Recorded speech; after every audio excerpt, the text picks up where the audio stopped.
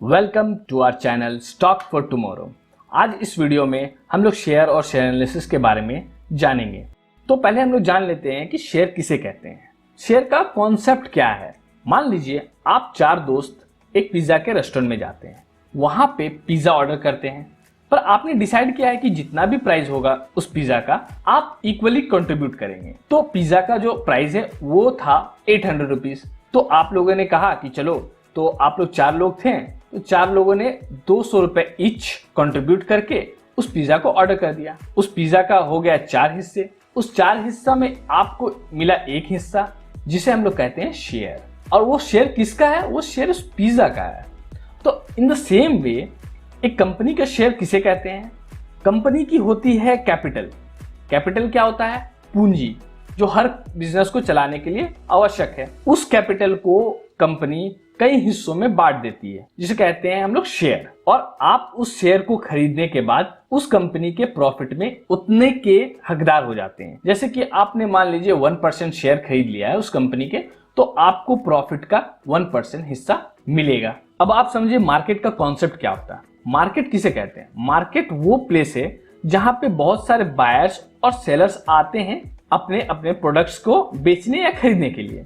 In the same way share market भी एक market है जहां पे शेयर की बिक्री या खरीदारी होती है। अब हम लोग समझ लेते हैं कि किस तरह से हमें शेयर मार्केट में स्टार्ट करना है। तो आपको पहले जरूरत होगी एक ट्रेडिंग अकाउंट की, एक डीमैट अकाउंट की। अब आप सोचेंगे कि यार ट्रेडिंग अकाउंट और डीमैट अकाउंट क्या अलग अलग है? बिल्कुल सर, ट्रेडिंग और डीमैट अकाउंट अलग अलग अकाउंट होता है। ट्रेडिंग अकाउंट किसे कहते हैं? ट्रेडिंग अकाउंट वो अकाउंट है जिसके हेल्प से आप शेयर बाय या सेल कर सकते हैं। और डीमैट अकाउंट क्या होता है फिर? डीमैट अकाउंट वो अकाउंट होता है जिसमें आप अपने शेयर्स को इलेक्ट्रॉनिक फॉर्म में डिपॉजिट करते हैं। उसके बाद क्या जरूरत पड़ेगी? उसके बाद जरूरत पड़ेगी एक डिवाइस की, जिसके मदद से आप ट्रेड कर सके।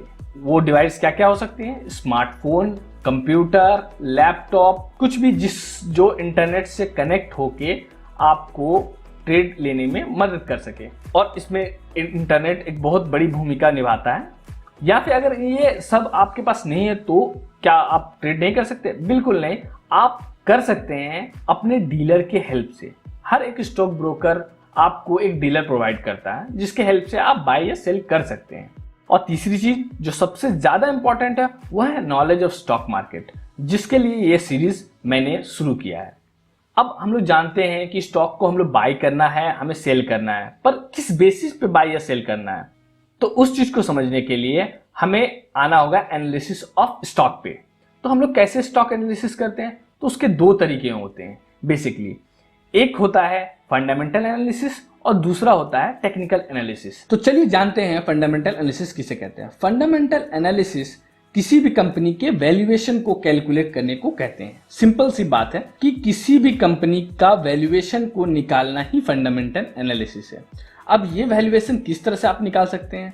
तो इसके कई फैक्टर्स हो सकते हैं, जैसे कि external event, financial statements, industry के ट्रेंड क्या चल रहा है। जैसे कि मान लीजिए आने वाले समय में आईटी का बहुत ज्यादा स्कोप है, तो ऑटोमेटिक जो आईटी कंपनी है उसका valuation as compare to power sector वो बढ़ जाएगा।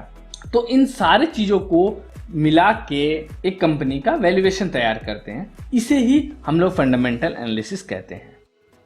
टेक्निकल एनालिसिस किसे कहते हैं? टेक्निकल एनालिसिस एक स्टॉक एनालिसिस का एक तरीका है जिसमें किसी भी स्टॉक का प्रीवियस डेटा को यूज करके हम लोग उसके फ्यूचर के प्राइस को प्रिडिक्ट करने की कोशिश करते हैं। उसे हम लोग टेक्निकल एनालिसिस कहते हैं। इसके बहुत सारे तरीके होते हैं जिसे हम आने वाले वीडियोस में जानेंगे। तब तक के लिए आप लोग इस वीडियो को लाइक करें, शेयर करें, सब्सक्राइब करें और नोटिफिकेशन बेल पे क्लिक करें। Thank you. Have a nice day.